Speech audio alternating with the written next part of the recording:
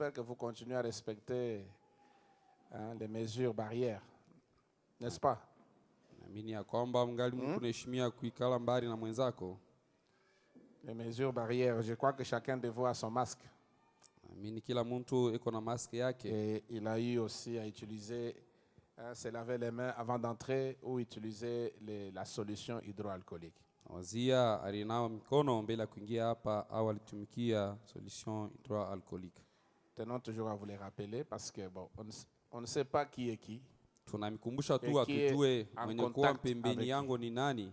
Ce jour-là, j'ai demandé aux frères qui prennent la température pour savoir s'il y a quelqu'un qui a présenté la fièvre. Niliuliza nduku mwenye kupima pale ya kusema tangu tulianza kuko mtu maungu ilikuwa yenye kupanda moto sana. Jusque là on a enregistré aucun cas de fièvre. C'est ça? Na hapa sasa tu ya pata mtu mwenye kuwa na maungu yenye kupanda moto sana. Je pense que c'est ça. Nawazia ndio vile iko. Jusque là. Hadi kufika leo. Alors je suppose que tout le monde est en bonne santé. Mimi ya kwamba kila mtu eko na afya tele. Je suppose. Nawaza tu. Amen. Amen. Alors nous allons lire dans Jean au chapitre 3. Tutasoma kitabu cha Yohane sura yake ya 3. Avant de lire, inclinez la tête pour la prière. Notre Père Céleste, encore une fois, nous voici dans ta maison, qui est appelée la maison de correction. Et c'est aussi la maison de prière.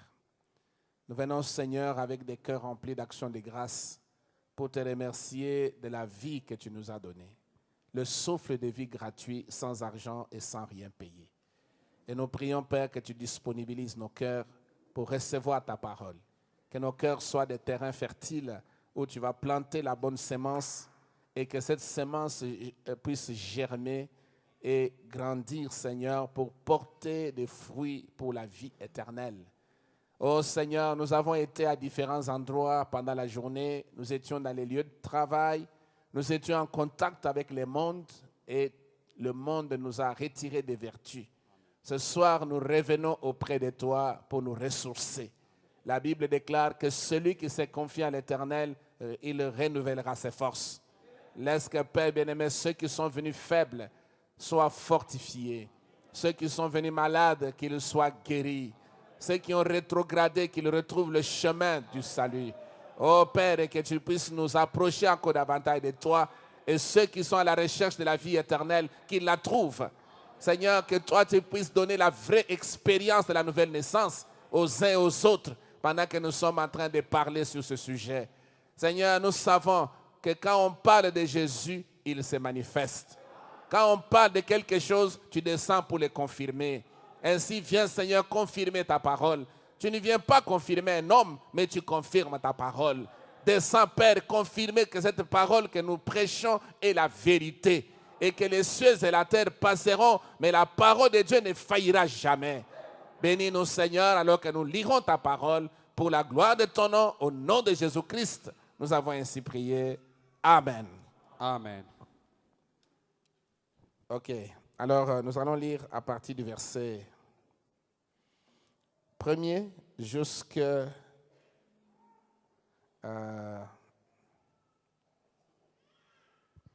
jusqu'au verset 16.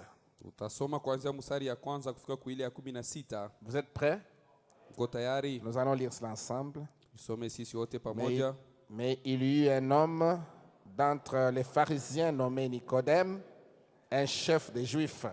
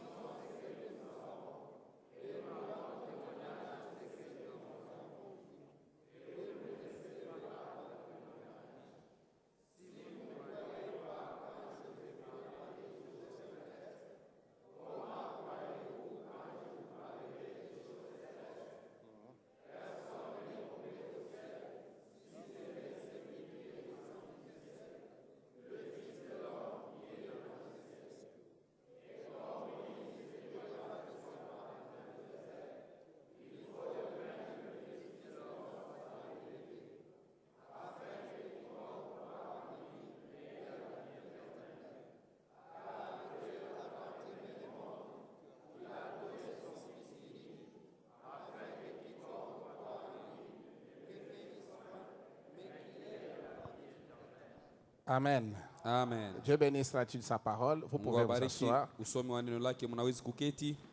Alors, nous réalisons le verset 14. Et comme Moïse éleva le serpent dans le désert, il faut de même que le Fils de l'homme soit élevé, afin que quiconque croit en lui ait la vie éternelle. Car Dieu a tant aimé le monde qu'il a donné son Fils unique, afin que quiconque croit en lui ne périsse point, mais qu'il ait la vie éternelle. Donc vous voyez que dans ce chapitre, il est question d'avoir la vie éternelle. Et quand nous parlons de la vie éternelle, c'est une vie qui n'a ni commencement ni fin. Si vous n'avez que cette vie que nous avons ici, qui est la vie naturelle, et vous devez savoir que si vous mourrez dans cette condition, vous êtes fini. Vous allez tout droit dans la région des perdus et vous passerez par le jugement et vous serez condamné pour être jeté dans les temps de feu. Et là vous allez brûler jusqu'à l'extinction totale. Mais celui qui a cru en Jésus-Christ, il a la vie éternelle. Ce n'est pas qu'il aura la vie éternelle, mais il l'a maintenant. Donc pendant que vous êtes assis là-bas, si vous croyez en Jésus-Christ, vous avez la vie éternelle. Et Jésus-Christ, il est Dieu fait chair. Il est la parole de Dieu faite chair. Il est le message de l'heure. Il est le Dieu tout puissant. Il est le créateur des cieux et de la terre. C'est lui notre parent rédempteur. Avant lui, il n'y a jamais eu de Dieu. Et après lui, il n'y en aura jamais. Il est le Dieu unique et le Dieu véritable. Alors si vous croyez en lui, vous avez droit à la vie éternelle. Amen. Alors frère Branham dit, en comparaison avec ce que nous avons vu le mercredi, parlant du serpent d'airain que Moïse avait élevé, et nous avons vu que ce serpent typifiait le péché jugé. Et Jésus était mort exactement comme le serpent d'airain. Il n'y avait même pas une goutte de vie qui était restée dans son corps. Amen. Et nous avons vu que l'airain symbolise le jugement. Amen. Mais le serpent symbolise, le serpent d'airain symbolise le péché déjà jugé. Alors frère Branham dit ceci au page 65. Il était tellement mort que même le sang et l'eau se sont séparés dans son corps. Et ça s'est passé ce jour-là sur le calvaire. Donc vous voyez que le chemin pour naître de nouveau, c'est le calvaire. Est-ce que vous dites Amen? Vous ne pouvez pas naître de nouveau en dehors du calvaire. Et beaucoup de gens aujourd'hui qui ont cru le message et qui ont sauté le calvaire, ils réalisent qu'ils n'arrivent nulle part. Leur vie est bloquée. Les choses du monde sont toujours attachées à leur âme. Ils n'arrivent pas à obtenir la victoire. La victoire, c'est le calvaire qui nous l'a donné. Quand Christ est mort, il a dit tout est accompli. Et il nous a rendus plus que vainqueurs. Parce qu'il est mort à notre place. Alors quand il est mort ce jour-là, l'eau et le sang se sont séparés dans son corps. Sa mort a été si extraordinaire que je le dis, le monde a fait une dépression nerveuse. Une dépression, non. Dépression nerveuse, ce n'est pas... Le monde a été secoué. Une dépression. Donc, le monde a failli succomber. Amen. Le monde a été ébranlé. Il a tremblé au point que des rochers se sont écroulés des montagnes. Qu'est-ce qui pourrait mourir comme ça? La mort d'un pape n'aurait pas provoqué tout ça. La mort d'un pasteur n'aurait pas provoqué tout ça. Mais quand Dieu en chair est mort sur la croix, la terre a fait une dépression nerveuse. Amen. De savoir que la parole parlait même de Dieu. Les rochers, la poussière, les morceaux de bois et les bâtons, et les arbres suspendus sur la terre, les étoiles et la lune, sa parole parlait même, ont vu leur créateur devenir chair et le péché être déversé sur lui. Amen. La colère de Dieu s'est déversée sur lui. À tel point que la lune a éteint sa lumière. Le soleil a éteint sa lumière. La terre a tremblé de nervosité. Elle a fait une dépression nerveuse. Tout aurait volé en éclats s'il n'y avait pas eu d'avenir pour nous. S'il n'y avait pas eu d'avenir pour nous, tout allait voler en éclats. La terre serait détruite, donc on allait retourner au centre. Mais Dieu avait un avenir pour nous. Alléluia. Il avait une nouvelle Jérusalem qu'il a réservée pour nous. Il avait un pays merveilleux qu'il a préparé pour chacun de nous. C'est ce qui a fait qu'il a maîtrisé la situation. Amen. Une dépression. Quand quelqu'un fait une dépression nerveuse, il peut facilement entrer en coma. Donc la dépression nerveuse, c'est juste le contraire de la nervosité ou de la manie. Donc les nerfs sont vraiment sous tension. Amen. Et si les éléments de la terre, en regardant, écoutez ça très bien. Et si les éléments de la terre, en regardant, ont vu ce qui s'est passé et ont été ébranlés à ce point, qu'est-ce que cela devait nous faire à vous et moi? Parce que quand il mourait, il ne mourait pas pour les arbres. Les arbres n'avaient pas péché. Il ne mourait pas pour les montagnes. Les montagnes n'avaient pas péché. Il ne mourait pas pour les animaux ni les oiseaux. Mais il mourait pour vous et moi. Mais la nature a regardé ce tableau et a connu une dépression nerveuse. Il dit, mais qu'en est-il de vous et moi? Vous vous souvenez de ce que je vous ai dit mercredi? Regarde mon frère et vis. Quand tu regardes, qu'est-ce que tu vois? Quand tu regardes ce tableau, le créateur des cieux et la terre, nu sur le calvaire, devant sa création, devant sa mère, devant ses disciples. Et toi, tu as des droits à préserver. Et toi, tu dis que non, ici on ne me considère pas. Même si on ne te considère pas.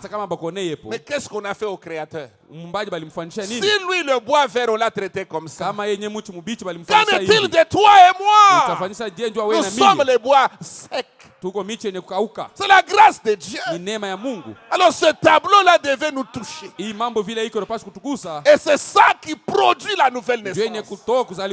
C'est ça qui amène quelqu'un à se sentir coupable de ses péchés. Nous allons y arriver. Écoutez ce que le prophète dit. Qu'est-ce que nos âmes devraient faire lorsque nous regardons et voyons ce que Dieu a fait pour nous? Est-ce que tu peux encore sortir et aller commettre des péchés? Tu peux encore sortir et aller escroquer les gens? Est-ce que tu peux encore sortir et aller commettre adultère avec une femme de quelqu'un d'autre?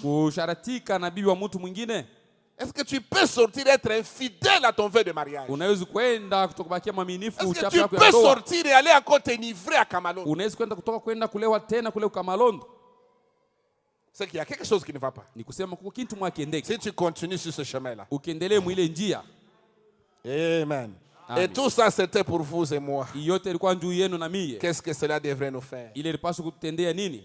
Demeurer dans le péché? Frère Branham vous pose la question. Demeurer dans le péché?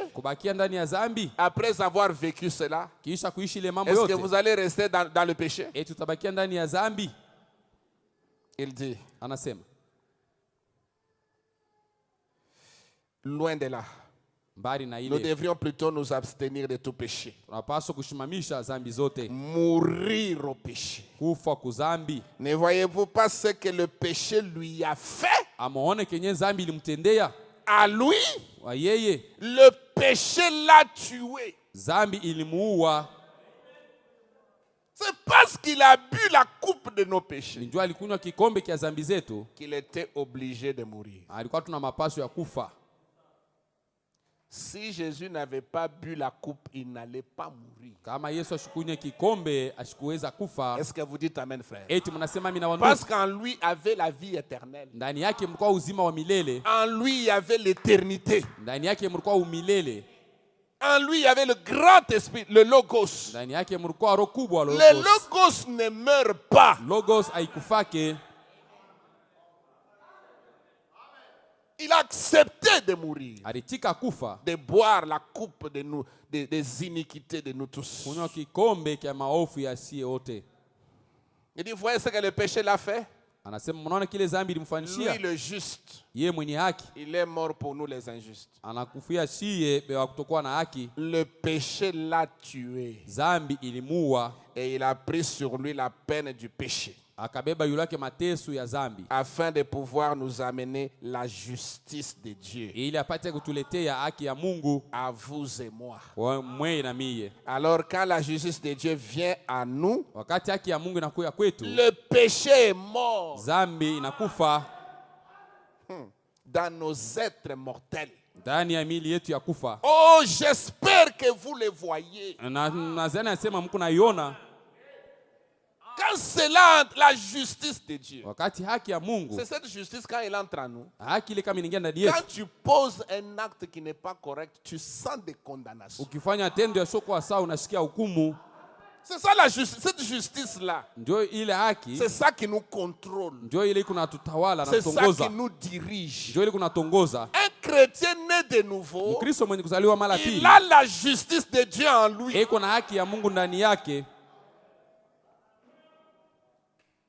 Si vous n'avez pas de condamnation quand vous faites des choses, c'est que vous n'êtes pas encore né de nouveau. Vous devez recommencer votre marche. Il y a quelque chose qui vous manque. Amen. Amen. Amen. Il dit, oh, j'espère que vous le voyez. Oui. Pour naître de nouveau, il vous faut passer par le processus de la mort. Tout doit passer par là. Le pasteur doit passer par là. Le diacre doit passer par là. Même les prophètes doivent passer par là. Frère Branham, frère Neville, sœur Meda, tout le monde doit passer par ce processus. Le processus de la mort. Pour que vous puissiez vivre. Amen. Amen. Prenez un grain de maïs.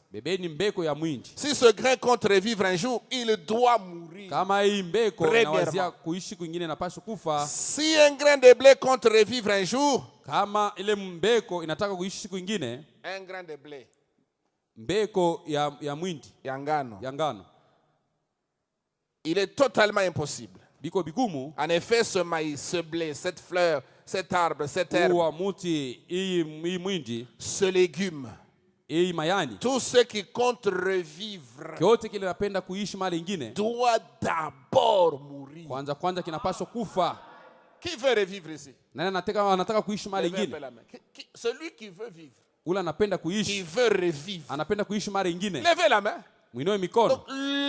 Donc le chemin, la condition pour revivre, il faut d'abord mourir.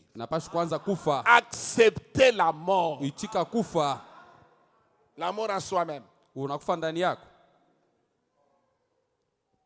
Comme le frère Lifoko qui avait chanté, il y a un seul chemin de la vie éternelle. Vous connaissez cette chanson? L'issue, c'est la mort en soi-même. L'issue, c'est la nouvelle naissance. Mais ce qui est dommage, c'est qu'on chante ça et les gens dansent. Est-ce que cette chanson peut vous amener à danser? Quand vous devez réaliser que l'issue pour avoir la vie éternelle, c'est la mort en soi-même. L'issue, c'est la nouvelle naissance. Il n'y a pas un autre chemin. Alors, comment pourriez-vous y échapper? Vous devez d'abord mourir. Vous devez mourir. Mourir comment? Ah, frère Baran pose la question. Il donne là des précisions. Ce n'est pas qu'on te prend, on te met dans les cercueils. Et on va t'enterrer à Kasangiri. Si on t'amène là-bas, c'est terminé pour toi. L'état de ton âme reste comme ça. Parce que vous savez que la mort ne change rien. C'est seulement l'esprit qui est sur toi là qui va t'accompagner de l'autre côté. Amen.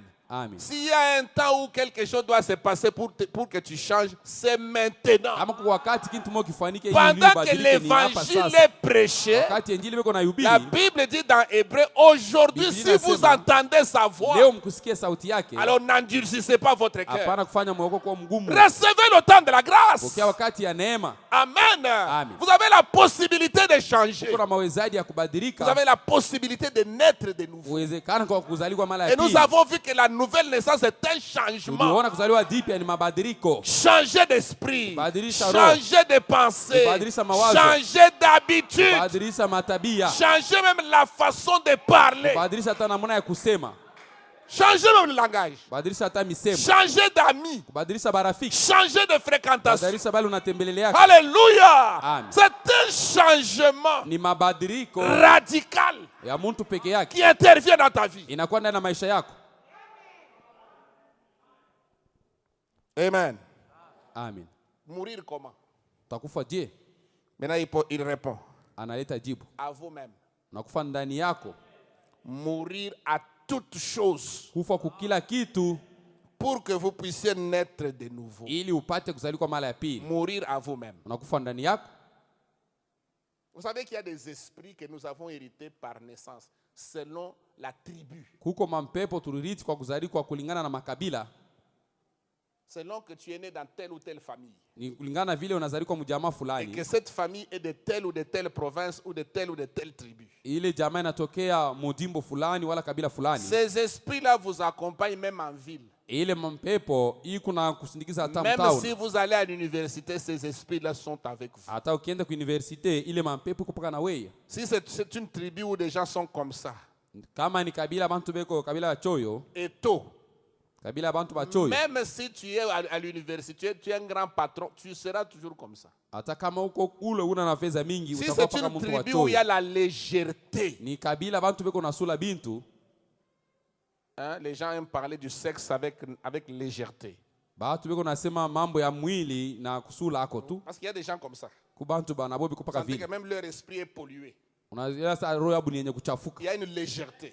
Muko kusula kusema bintu bila Il parle des kuangalisha. femmes avec grossièreté. Beko nasema mambo ya banamuke na mizaa mbaya. C'est lié à la nature. Ile inalamatana na tabia. Vous devez mourir à ça. Unapaswa kufa kuile tabia. Amen. Amen. Parce que nous devons avoir des propos qui reflètent que nous sommes des chrétiens. Tunapaswa kuwa na misemo yenye kuonesha ya kwamba sisi ni Wakristo. Nous devons parler comme des chrétiens. Tunapaswa kusema sawa Bakristo. Et agir comme des chrétiens. Na kutenda sawa Bakristo. Alors vous devez mourir à vous-même. Unapaswa kufa ndani yako. Mourir à toute chose. Kufa kukila kitu. Si tu es orgueilleux, kama huko wa kiburi, tu dois mourir à cet orgueil. unapaswa kufa kukile kiburi. Si tu as des complexes de supériorité parce que tu es géant, kama unajiona sawa unapita watu wengine ndio uko mrefu, tu es de grande taille, tu es imposant. uko mrefu sana ukoonekana. Les gens de grande taille sont imposants et ils sont complexés. Ils pensent que les autres sont petits. Barefu beko najiona sawa boba anashindia bale benye kwa badoko wala bafupi. Tu dois mourir à ça. Unapaswa kufa kuile. Amen. Amen. Si tu es aussi de petite taille, tu penses que les gens de grande taille cherchent à te dominer. Tu es complexé. Uko mfupi unaona barefu beko sawa benye kutawala, unasikia sawa ujione. Et ça te rend colérique. Inakufanya mtu wa kasirani. Les gens de petite taille sont très colériques. Batu bafupi beko na kasirani sana. Vous savez ça? Unajua ile? Un petit frère, vous pensez que qu'est-ce que vous voulez dire? Vous pensez que parce que je suis de petite taille donc je ne suis pas important. Ce n'est pas ce que j'ai dit. Alors vous devez mourir à ça. Être un homme normal. Accepter ce que tu es. Et savoir que ce que tu es là est important. Dieu en a besoin. Dieu n'a pas commis d'erreur s'il t'a créé de petite taille. Il n'a pas commis d'erreur. Mais parfois nous nous mettons dans des problèmes nous-mêmes. Et ça fait que les gens deviennent compliqués. Pourquoi tu es compliqué? Non, les gens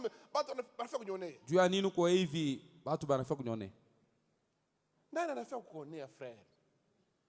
Non, tout le monde ici, tout le monde.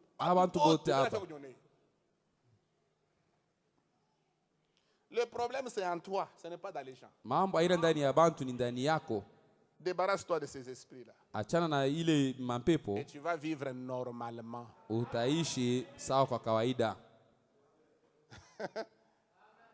Amen. Amen. Amen. Mourir comment? À vous-même.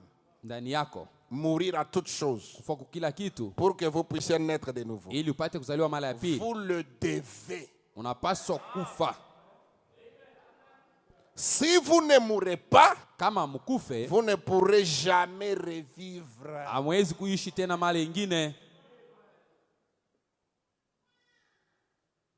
Si vous ne mourrez pas, pas de nouvelle naissance. Pas de vie. Parce qu'il n'y a la vie qu'après la mort.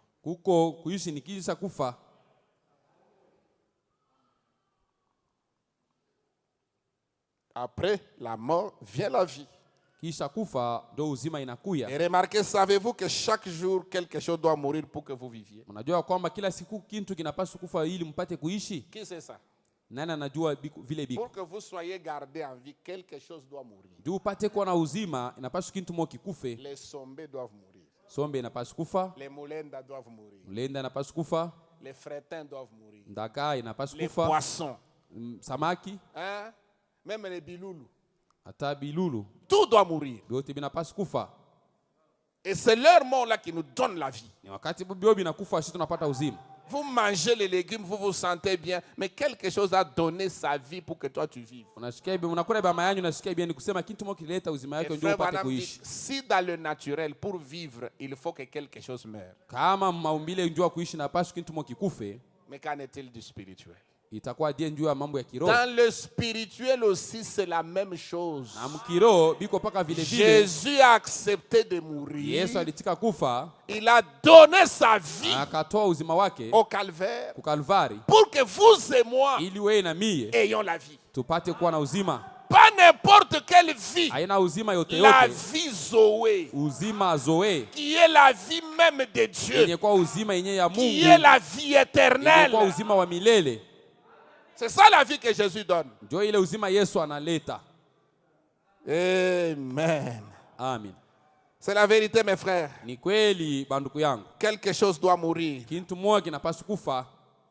Et il dit, je m'adresse maintenant à vous les adventistes du 7e jour, qui sont parmi nous, bien des gens disent. Nasema na mwe wa adventiste wa 7e jour benye kwa katikati yetu bantu banasemaka. Je ne tirerai pas sur un écureuil. Siwezi kuwa kale kampanda. Frère Branham. Ndugu Branham. Je ne tuerai pas une biche ou un lapin. Siwezi kuwa ayale wala sungura. Un poisson. Samaki. Parce que je ne crois pas que nous devrions tuer quoi que ce soit. Sababu shaimini ya kwamba tunaweza kuwa chochote. Ça sont les adventistes du 7e jour. Aba ni adventiste ba 7e jour. Et il dit, frère Branham dit, wama nasema, mon frère, ndugu yangu, savez-vous que les légumes unajua ya kwamba mayani et toutes ces choses que vous mangez, na hivi byote mnakula, ça aussi, ça a une vie. Na byo biko na uzima. Même les légumes ont une vie. Les moulenda là-bas, les ngaingai. Hata ile ngaingai na yuko na uzima ndani yayo. Les lengalenga. Lengalenga. Les kilanga. Kilanga. Les choux de Chine. Choux de Chine. Ça a une vie. Biko na uzima ndani yabyo.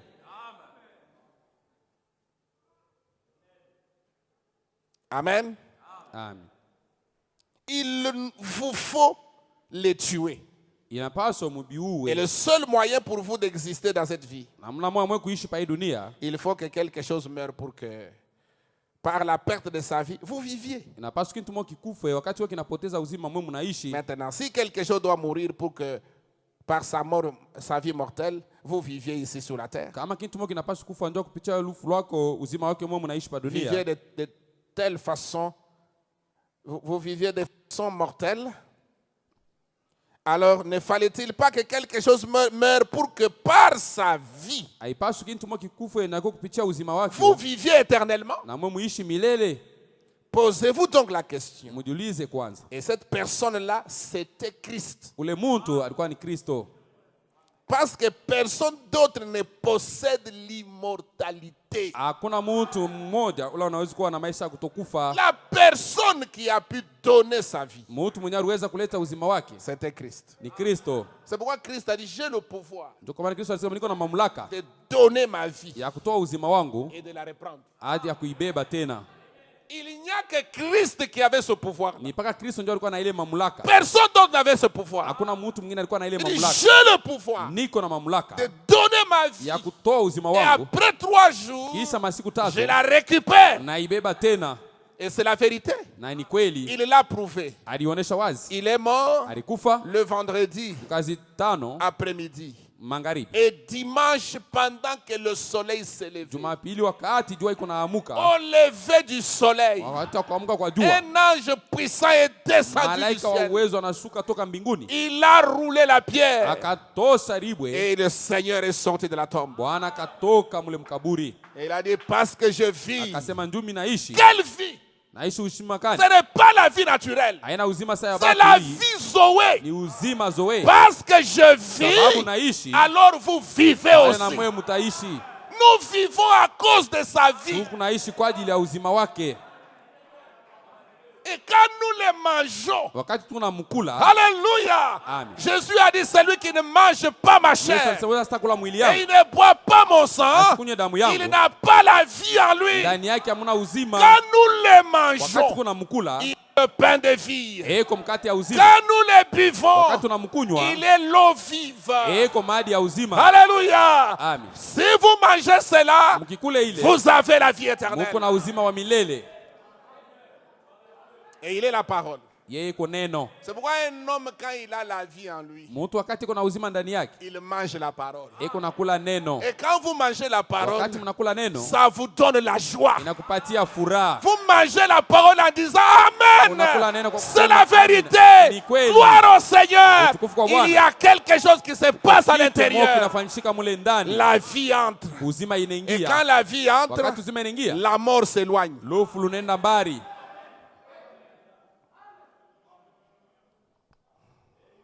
Amen. Amen. Et c'est le Fils qui possède l'immortalité. Oh, j'aime cela, frère. C'est pourquoi la Bible dit, celui qui a le Fils, il a la vie. Vous avez la vie, vous qui croyez au nom du Fils de Dieu. Tous ceux qui croient au nom du Fils, ils ont la vie. C'est lui qui a le Fils. Il a la vie. Amen. Amen. Jésus, il est le Fils de Dieu. Et le Fils de Dieu, c'est l'Esprit. C'est le Saint-Esprit. Et quand vous avez le Saint-Esprit en vous, vous avez la vie.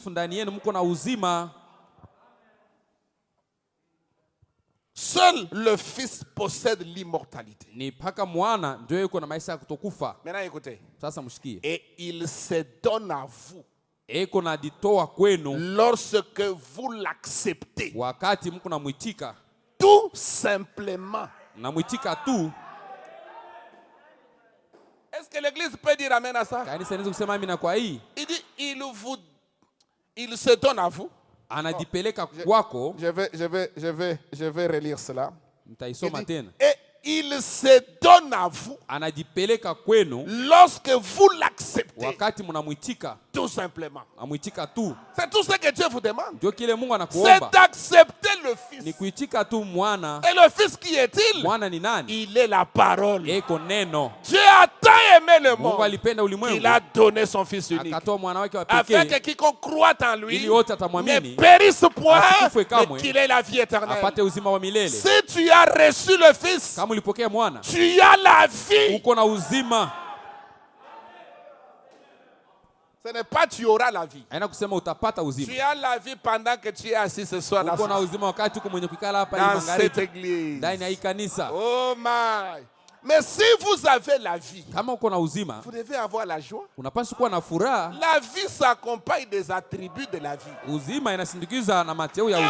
votre joie? Alléluia. Amen. Quelque chose qui a la vie, ça a de l'émotion.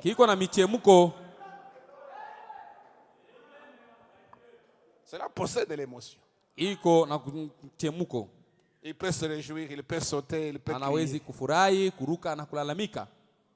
Mais si ici il n'y a pas la vie, s'il y a la mort n'a pas d'émotion. C'est pourquoi vous êtes plat.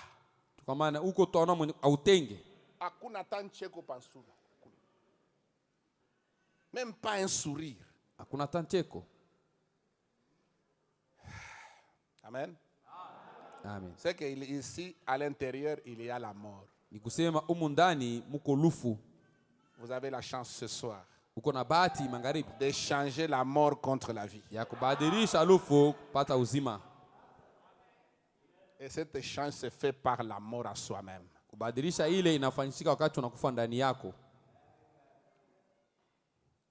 Et il se donne à vous lorsque vous l'acceptez. Est-ce que réellement vous avez accepté Jésus-Christ? Hein? Est-ce que vous l'avez? Qui a déjà accepté Jésus-Christ comme son sauveur personnel? C'est vrai. Donc, il s'est donné à vous. C'est que vous l'avez. Et si vous l'avez, alors vous avez la vie. Mais manifestez alors la vie. Où est la vie que vous avez? Quand vous critiquez quelqu'un, vous n'avez pas la vie. Quand vous mentez, il n'y a pas la vie. Quand vous volez, il n'y a pas la vie. Quand vous convoitez les femmes, il n'y a pas la vie. C'est la mort.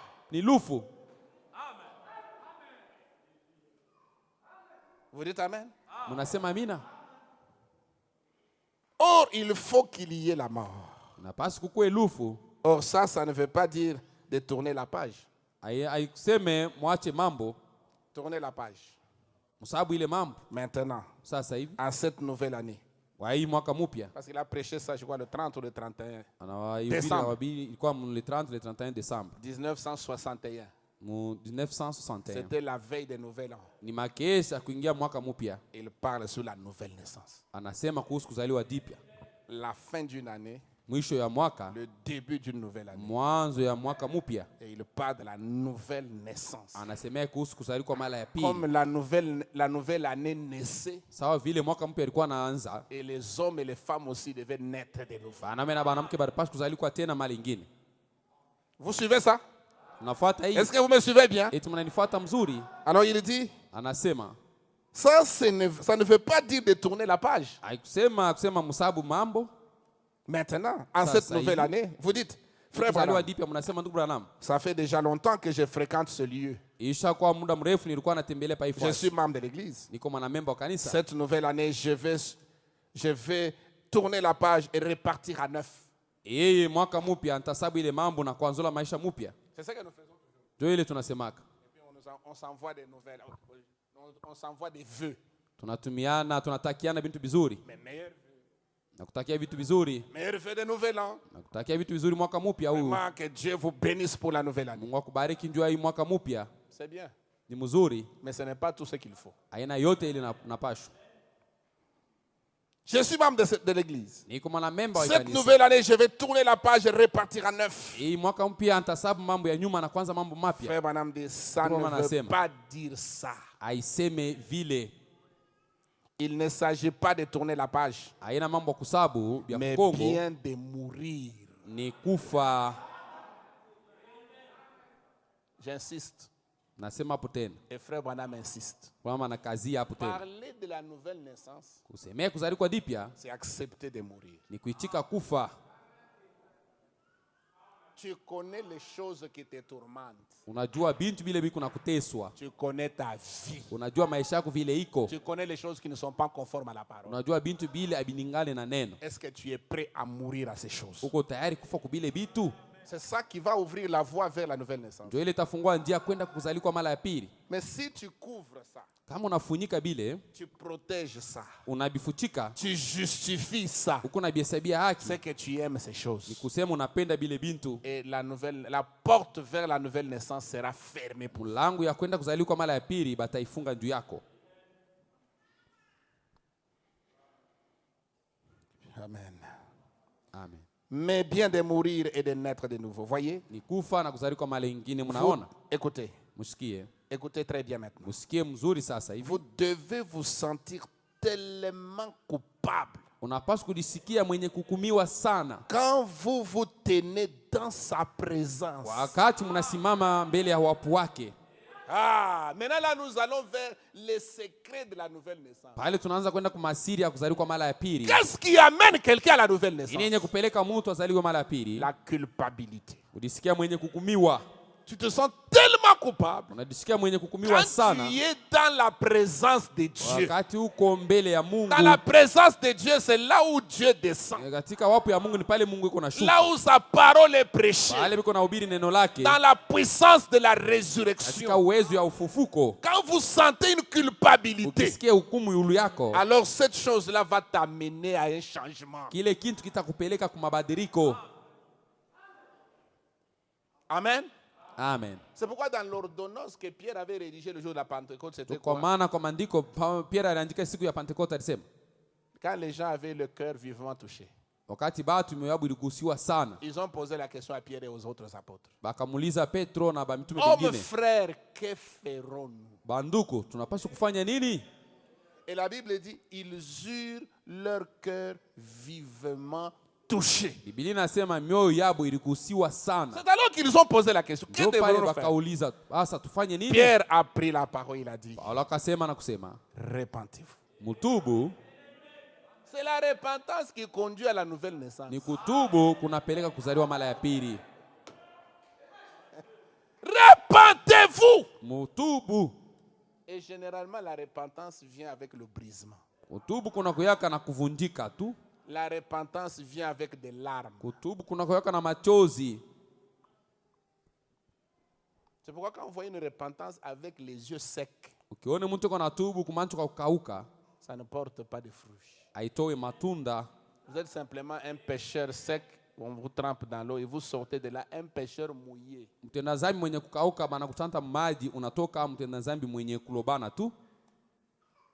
Un dribbleur païen Mwizi mwenye kuwa mpagano. Et un dribbleur frère. Na mwizi mwenye kuwa nduku. S'il arrive à te convaincre pour que tu lui donnes de l'argent, c'est parti. Allez simple. Kama anafia tu kukuambia tu anakuhakikishia umpatie fedha, inaenda ni kuendelea. Il y a des frères rusés ici. Kuko banduku mo bajandi hapa. Avec des fausses affaires. Beko na biashara bya bongo. S'il arrive à te convaincre. Kama anakuhakikisha tu. Même 2 minutes. Hata dakika 2. Tu sors seulement l'argent, tu lui remets. Frère, attends un peu, je reviens. Unamupa tu makuta, chunga kidogo niko narudia. Ou bien frère, garde cet argent pour moi, je reviens récupérer. Toi, c'est fini. Nichungie hii fedha nitakao kuibeba kwako kunaisha. Le téléphone va sonner, il est déjà en Kolwezi.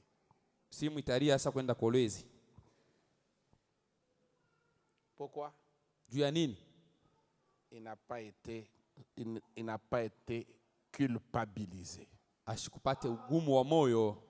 Il n'a pas senti la culpabilité. Asikushikie anahukumiwa sana ndani ya moyo. Est-ce que quelqu'un qui a senti la culpabilité, il peut se justifier? Mtu mwenye kuhukumiwa anaweza kujihesabia haki. Dans sa bouche, il n'y a qu'une seule parole qui va sortir. Pardonnez. Mkinywa yake paka misemo ndio itatuomba ya kuomba usamehe. Je usamehe. reconnais ce que j'ai fait. Natambua kenye nilifanya. J'ai tort. Nakosa. Pardonnez-moi mon frère. Unirumie ndugu yangu. Pardonnez-moi ma sœur. Unirumie dada yangu. C'est ça qui nous manque. Ndio ile inatukosa. Beaucoup de gens ne sont jamais passés par ça. Batu ba mingi bo bado kupitia mwile njia. Quand vous voyez quelqu'un, il ne fait que se justifier. Ukione mtu yuko paka même là où il a tort. Hata pale penye anakosa. C'est qu'il n'a jamais senti la culpabilité. Kusema ashia hukumi wake ndani ya moyo. Ça c'est ce que Dieu produit dans le cœur d'un homme. Ibi ndio vile Mungu yuko natoa ndani ya moyo wa mtu. Là nous ne sommes pas encore au niveau du baptême du Saint-Esprit. Hatuyafika hata kubatizwa Roho Mtakatifu. Le Saint-Esprit c'est plus tard. Roho Mtakatifu yeye ni baadaye. Ici nous sommes au niveau de la naissance. Hapa tungali pa kuzalikwa. Vous me suivez bien? Unanifuata mzuri? Oh, le temps file réellement. Wakati inaenda. Il dit, anasema, vous devez vous sentir tellement coupable unapaswa kujisikia mwenye kuhukumiwa sana quand vous vous tenez dans sa présence, wakati mnasimama mbele ya wapo wake, que vous suiviez la tendance méthodiste mlikuwa nafuata vile watu wa Methodist beko ou la nafuata, tendance baptiste muoneo wa watu wa Baptiste, ou quelle que soit la tendance que vous suiviez, au muoneo mlikuwa mnafuata, il faut que vous soyez tellement coupable napaswa mpate kuhukumiwa sana que vous vous sentiez na tellement coupable mnajisikia mwenye kuhukumiwa sana que ça vous tuera. na itakuwa. Est-ce que vous voyez d'où vient la mort? Unaona kule lufu Vous linatokea? voyez comment on meurt? Unaona vile watu beko nakufa? La culpabilité. Jisikie mwenye kuhukumiwa. Tu sens tellement que tu as tort. Unasikia kusema unakosa sana. Une femme qui a commis adultère, Bibi ule mwenye kusharitika, qui a été infidèle au vœu du mariage, asikubakia mwaminifu kukiapa cha ndoa, et qu'un jour Dieu l'amène dans sa présence, elle réalise que ce qu'elle avait fait était mal. siku Mungu anampeleka wapo wake, anatambua kwamba kile alifanya ni Elle kibaya, doit aller devant son mari pour confesser la chose. atenda mbele ya bwana yake njoo aseme wazi kenyewe kile alifanya. Elle ne va pas aller avec des conditions. Asiteenda kumwambia na makanuni. J'ai quelque chose à te dire. Tu me promets d'abord que tu vas me pardonner. Niko na kia kukwambia kwanza, unaendelea kusema utanisamea. Tu es une aventurière. Tu n'es pas touché par la parole. Uko tu mkulukulu, neno haikuguse. Promets-moi d'abord. Nilake kwanza. Dis-moi si, est-ce que tu m'aimes? Niambie kama unanipenda. Ça c'est quelle repentance? Huku ni kutubu kwa je? Promets, écris-moi d'abord, fais-moi d'abord le vœu. Niandikie kwanza avant que je puisse dire quoi que ce soit. mbele nipate kusema yote na Tu n'es pas prête pour la repentance. Aona tayari juu ya kutubu. Quand quelqu'un va pour se repentir, il est brisé. Kama mtu anaenda ndio kutubu, eko kwanza mwenye kuvunjika sana. Et puis il est prêt à tout. Eko tayari yote itafika. Il est même prêt à ce que le mari la chasse. Eko nangojea hata kama banamfukusha. Mieux vaut qu'on me chasse. Ni bizuri hata banifukushe. Dans un mariage de la terre. Moindo ya pa dunia. Je perds la vie sur la terre. Napoteza maisha ya pa dunia. Mais je gagne la vie éternelle. Lakini napata uzima wa milele.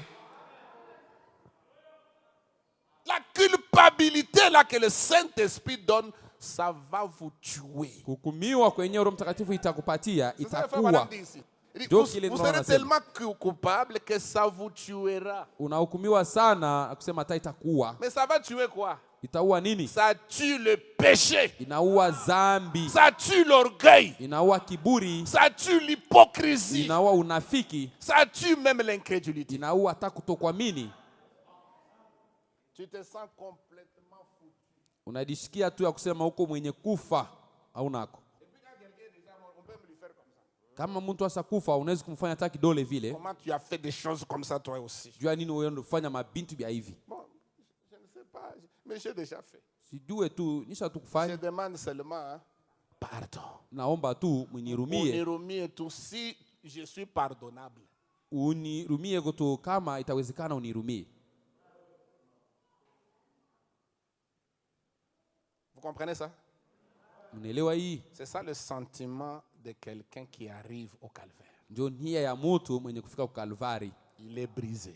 Eko mwenye kuvunjika. Il est touché. Eko mwenye kugusiwa. Et il sent la culpabilité. Anasikia ugumu ndani ya moyo. C'est cette culpabilité là qui vous tue à l'autel. Kuhukumiwa ndani ya moyo ndio kunakuwa kumimbali wala kumazabao. Tu sens que la vie du monde là te quitte. Unasikia ile maisha wala uzima ya dunia inakutoka. Que tu meurs. Unakufa.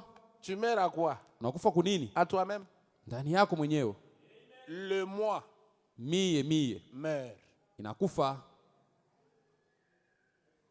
Est-ce que vous me suivez bien? Unanifuata mzuri? Le moi fait quoi? Mie. Anakufa. Quand vous rencontrez un frère, il aime beaucoup parler. Moi, j'ai fait. Je suis kuditapa mie nilifanya niko na wezadi. Non, il n'est pas encore mort. Aye bado kufa. Quand vous mourrez, maintenant c'est Christ qui est notre capacité. Wakati unakufa Kristo ndio mawezadi yetu. C'est Paul qui dit si aujourd'hui je vis. Ni Paulo anasema kama leo nikiishi. Ce n'est plus moi qui vis. Haina mie ndio naishi. C'est Christ qui vit à moi. Kristo ndio anaishi ndani yangu. C'est Christ qui prêche la parole. Kristo ndio anahubiri neno. C'est Christ qui prie. Kristo ndio anaomba. C'est Christ qui dit amen. Kristo ndio anasema amina. C'est Christ qui croit la parole. Kristo ndio anaamini Et neno. c'est Christ qui vit la parole. Kristo anaishi neno. Amen. Amen. Il dit il faut que vous soyez tellement coupable et que vous vous sentiez tellement coupable que ça vous tuera. Ça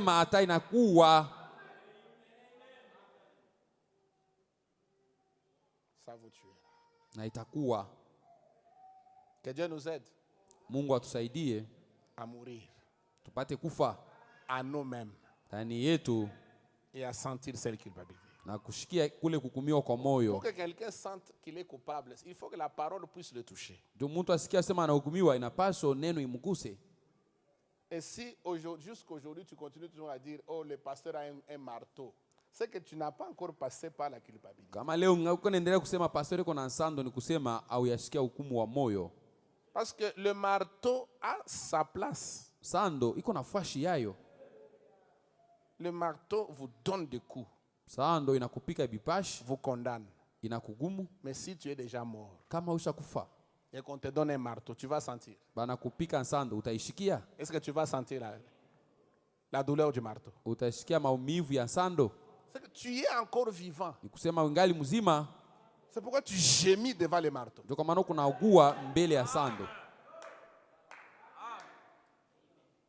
Au contraire, si tu es déjà mort et que tu es né de nouveau, tu vas te réjouir du marteau. Parce que le marteau est adressé au péché, pas à toi. Toi, tu n'es plus pécheur. Toi, tu es passé de la mort à la vie. Au contraire, tu vas commencer à jubiler. Vous comprenez maintenant? Unaelewa sasa? Tous ces gens qui se plaignent là, oh c'est dur, le message est dur. Des fois j'entends même des frères de la ville, ils disent oh mais votre pasteur là il est aussi trop dur. Il prêche des choses difficiles. Ça montre que les gens ne vivent pas correctement. Les gens vivent dans le péché. Et ils sont morts. Ils sont morts. Na biku benye kufa. Un homme qui est déjà passé par le calvaire. Mtu lasha kupitia ku Kalvari. Il a crucifié. Anasulubisha la chair et ses désirs. Mwili na mania yayo. Si on condamne le péché, est-ce qu'il va s'en faire? Kama banagumu zambi ile mambo itamu. Parce que la chair et ses désirs mwili na mania yayo sont déjà crucifiés. Bisha kusulubishiwa. Maintenant celui qui vit c'est Christ en nous. Sasa mwenye kuishi ni Kristo ndani yetu. L'espérance de la gloire. Matumaini ya utukufu. Amen. Amen. Christ in us, the hope of glory. Kristo kona ishi ndani yangu ni matumaini ya utukufu. Amen. Amen. Christ en nous. Kristo ndani yetu. L'espérance de la gloire. Matumaini ya utukufu. C'est vrai frère. Ni kweli ndugu. D'ailleurs j'aime des prédicateurs cogneurs. Napendaka bahubiri ba kukonga sana. Moi j'aime ça. Napendaka ile. Un prédicateur cogneur. Mhubiri ule kuna konga sana. Il me fait du bien. Kuna nifanisha vizuri. Parce que ça me permet de me mettre dans la balance. Inaniruhusu nipate kupima maisha yangu. De m'examiner. Nijichunguze. De voir comment ma vie est devant le Seigneur. C'est un miroir. Nikio. Que je puisse regarder mon image dans le miroir de Dieu. Niangalie picha yangu katika kioo kia Mungu. À quoi je ressemble? Nafanana na nani? Et j'aime frère Branham parce que c'est un cogneur. Nampenda ndugu Branham sababu yeye kona konga sana. Vous avez déjà suivi la prédication l'invasion des États-Unis? Musa kufuataka mahubiri kuvamiwa kwa États-Unis. Na inasa kufuataka ile. C'est terrible. Hein? Kwa hatari. Vous avez déjà suivi la prédication la manière d'un véritable prophète, la manière d'un vrai prophète. Musa kufuataka mahubiri hali wala namuna ya nabii wa kweli. Frère Branham rugit dans ce message. Eko na ngoloma mule mujumbe ule. Vous n'avez jamais reçu le marteau. On va commencer à suivre le vrai marteau. Amuya pokeaka sandu ya bakweri tuanza kufuataka ya bakweri ya ndugu Branham. C'est que moi j'ai un petit marteau comme ça. Mina kansando kakadoko hivi. Frère Branham a le marteau de l'âge. Yeko na nsando kia kizazi kyote kizima. Il est plus gros. Kiko kinene sana. Que le mien. Ya kushindia yangu. Amen. Amen. C'est vrai. Ni kweli. Ça vous tuera. Itakuwa. Votre vie mondaine mourra sur place. Maisha yako ya mudunia itakufa pale pale. Je ne sais pas si vous me suivez. Dieu kama mnanifuata. Quand Dieu vous donne la repentance, il vous aime. Wakati Mungu anakupa utubu, anakupenda. Parce que quand quelqu'un a la repentance, et puis la repentance, on ne la fabrique pas. Kutubu hawezi tu kukutunga kwa nguvu. C'est Dieu qui produit la repentance. Ni Mungu anatoa ile mambo. C'est Dieu qui produit cette culpabilité là. Mungu anatoa kuhukumiwa kule. Tu te sens tellement condamné. Unajisikia unahukumiwa sana. Que tu fonds en larmes. Unaanza hata kuvisha machozi. Et tu commences à pleurer. Unaanza kulia. Sur tes péchés. Yulu ya zambi zako. Je me rappelle la sœur là qui était avec le pasteur Salem. Vous vous rappelez? Ule dada alikuwa na pastor Salem mula wa Tanzania ule. Qui s'était rappelé de ça? Anani bana mkumbuka ule dada? Je prêchais seulement comme je prêche ici. Ilikuwa nahubiri sasa hivi niko nahubiri hivi. Mais ce jour-là, lakini ile siku, elle était tellement touchée par la parole. Aligusiwa sana na neno. Elle a commencé à prier en pleurant. Akaanza kuomba lakini kuna ria. Kilio kia nguvu sana. Elle a pleuré sincèrement. Et nous sommes même sortis, elle est restée ici. Tunatoka yeye anabakia pale. En train de pleurer à haute voix. Kuna ria na sauti ya nguvu. Elle a vu la bonté de Dieu, l'amour de Dieu envers elle. Mapendo ya Mungu kwa ajili yake. Après, elle m'a suivi jusqu'au bureau. Kisha alinifuata kule kwa ofisi. Quand seulement j'ai commencé à parler avec elle, elle a commencé encore à pleurer. Wakati naanza tena kusema tena naye anaanza kulia tena. Frère, ndugu, vous n'avez jamais senti la culpabilité. Amuyashikiaka bado hukumu wa moyo. Amuyashikiaka muko nacheza. Jouez tout simplement. C'est la vérité. Ni kweli kabisa. Le jour que la repentance véritable va vous saisir. Siku ya kutubu kwa kweli kutakufikia. Tu vas prier et la morve va sortir. Utaomba na makamashi inatoka. Tu n'auras même pas la force d'utiliser ton mouchoir. Hautakuwa na nguvu ya kutumia ile kitambaa kyako.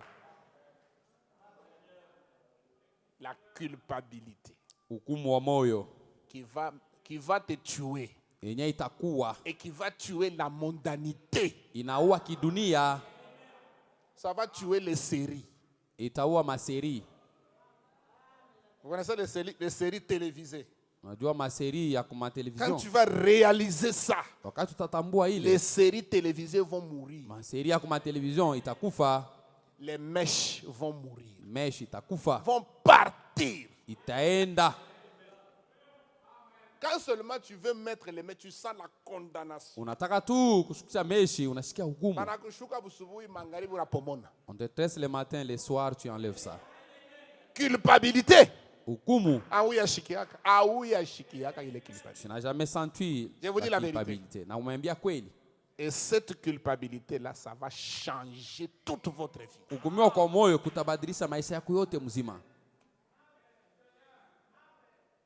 Tu seras une personne changée, transformée.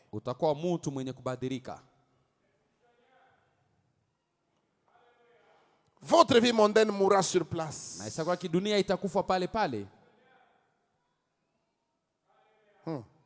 Vous devez vous reconnaître. Écoutez.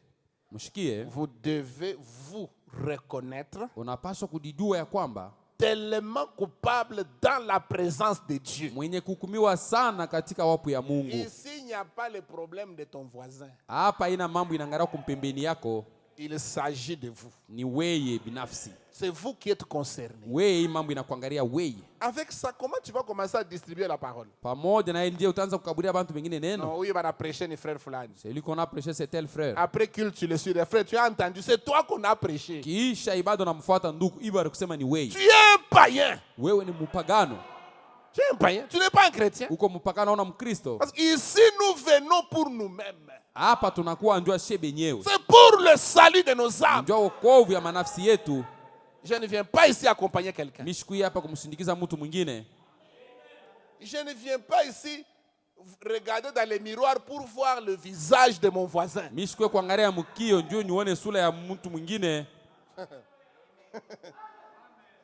Au lieu de regarder ton visage, toi tu as vraiment. Sœur, il est bien connu de Niwei. C'est lui à qui on a donné des chics, c'est toi. Alors que la sœur peut-être n'y pensait même pas. Pasteur, oui, c'est la vérité, le pasteur m'a prêché. Les histoires pareilles, je vais rester à la maison. Je ne viendrai plus encore à l'église. La sœur là qui t'a parlé est un agent du diable. Elle travaille pour son père. Pour le compte de son père. Amen. Amen. Vous devez vous reconnaître tellement coupable dans la présence de Dieu que votre vie mondaine meurt sur place.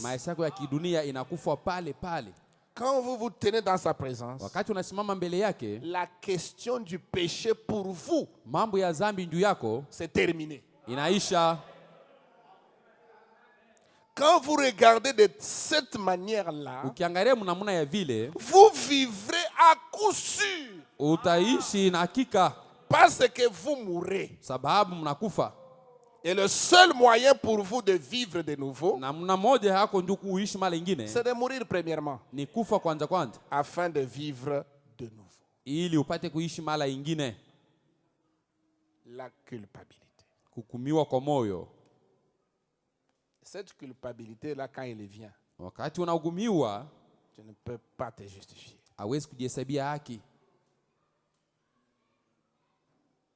Tu ne pourras même pas te justifier.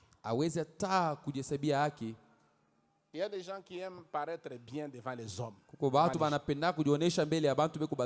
Je ne veux pas que les gens sachent que je fais des choses.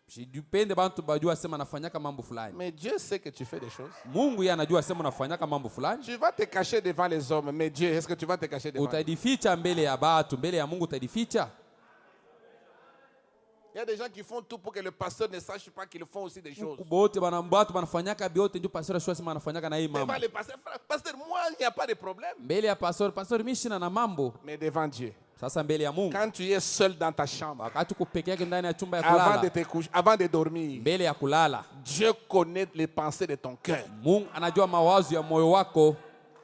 Ça ne sert à rien haisaidie kukitu de paraître bien devant les hommes. Onekane mzuri mbele ya batu. Non, non. Ne sautez pas plus haut que votre propre vie. Hapana kuluka mbali sana kushindia maisha yako vile iko. Parce que le monde vous observe. Sababu dunia inakuangalia. Votre cœur est témoin. Moyo wako ni mshuhuda. Amen, amen. Il y a deux personnes que vous n'allez jamais tromper. La première personne, c'est Dieu. La deuxième, c'est votre conscience. Vous ne pouvez jamais tromper votre conscience. Vous savez que la boisson vous hante. La boisson te domine encore. La cigarette te tourmente encore. Les convoitises, quand tu regardes une femme, même en pantalon, tu l'admires. Or, les femmes en pantalon, il y en a maintenant beaucoup à Lubumbashi. Il y a toutes sortes de pantalons de femmes. Si à l'intérieur, Dieu n'a pas encore arraché cet esprit-là, tu vas souffrir. Chaque soir quand tu rentres, l'esprit rempli des choses mauvaises. Tu as besoin du sang de Jésus. Amen. Amen. Le sang de Christ, s'il touche ton âme, ça te lave. Il y a une fontaine remplie de sang tiré des veines d'Emmanuel. Quand le pécheur est plongé là-dedans, il perd toutes les taches ou les traces du péché. Ton âme est pure. Tu as des pensées pures. Même quand tu passes en cours de route, tu vois une femme mal habillée, fardée, en pantalon. La nouvelle naissance va t'amener à avoir de la nausée vis-à-vis de cette femme-là. Tu auras pitié de son âme. Mais si tu n'es pas converti, tu vas l'admirer. Et tu vas te retourner pour la regarder. Et sachez que le deuxième regard, c'est ça qui tue.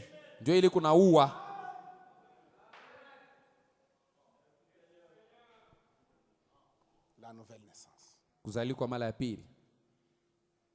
Amen. Amen. Il nous faut la culpabilité.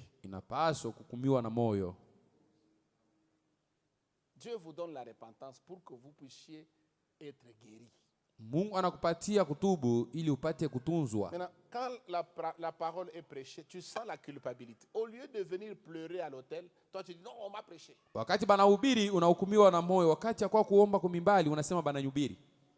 C'est l'esprit de Caïn.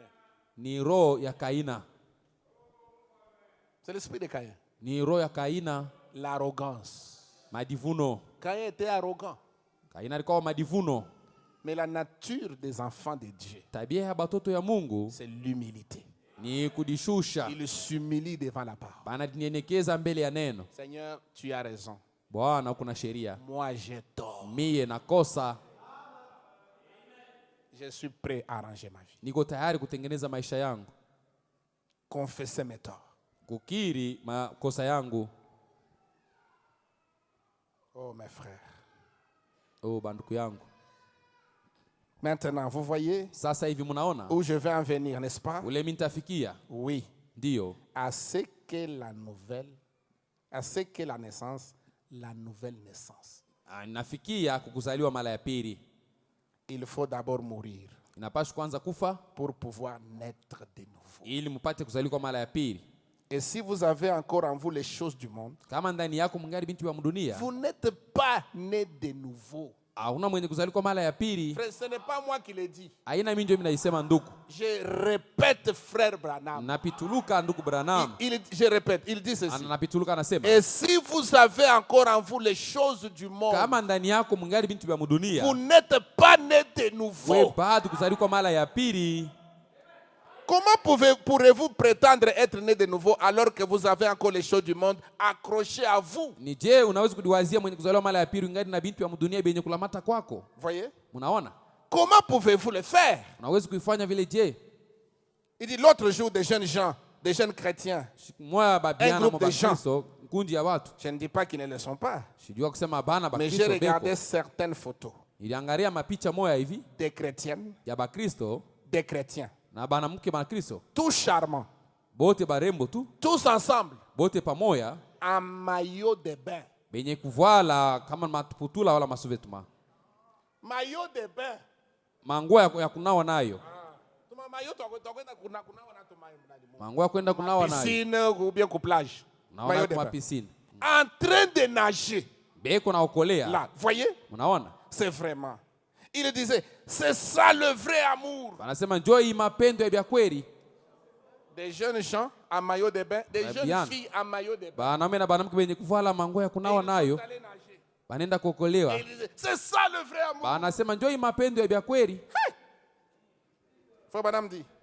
Ça, c'est ça la vraie souillure. Hii njoo buchafu wa kweli. Ce n'est pas de l'amour. Haina mapendo. L'amour s'exprime d'une toute autre façon. Mapendo yoi kunaonekana namna tofauti. L'amour ne va pas s'exprimer. On trouve un frère avec une soeur, bras dessus, bras dessous. Ils ne sont pas des mariés. Comme un frère Branham parlait d'un cas là. Un pasteur, un prédicateur avec les bras autour de la hanche d'une soeur. En train de prier. On dit, mais qu'est-ce qui se passe?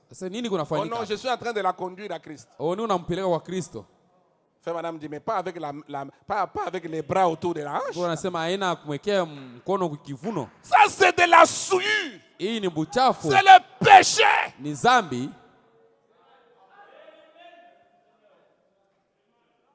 Amen. Amen. La nouvelle naissance. Vous ne pouvez pas naître de nouveau sans la mort. Vous allez mourir au mensonge, à la colère, à la tricherie, à l'escroquerie, au détournement. Mourir à toutes ces choses. Mourir même aux dettes. La vie des dettes. Parce qu'il y a des gens qui aiment la vie des dettes. En Congo, là, il vient prendre la dette et il va rembourser. S'il trouve l'argent, il va payer d'autres choses. Ça, c'est une vie de désordre. La Bible dit ne devez rien à personne. Si ce n'est de vous aimer les uns les autres.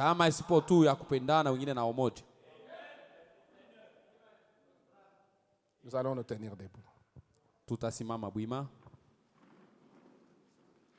Nous allons méditer sur ce message.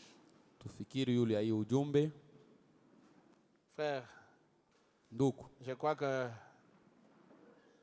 le souci de Dieu ce soir, c'est de vous amener à la nouvelle naissance. C'est que vous réalisiez que la vie que vous menez là n'est pas une vie digne de l'évangile. Et si vous avez senti une culpabilité tant soit peu dans ton cœur, ne reste pas là-bas. Viens à l'autel. Viens implorer la grâce et la miséricorde. Cette culpabilité n'est pas venue par hasard. Dieu a envoyé cela pour que ça tue le péché en toi.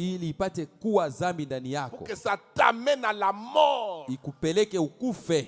Tu meurs en toi-même à l'orgueil, au convoitise, au péché, à toutes les choses du monde. Il y a une fontaine remplie du sang d'Emmanuel, tiré des veines d'Emmanuel. Quand le péché est plongé là-dedans, il perd toutes les traces du péché.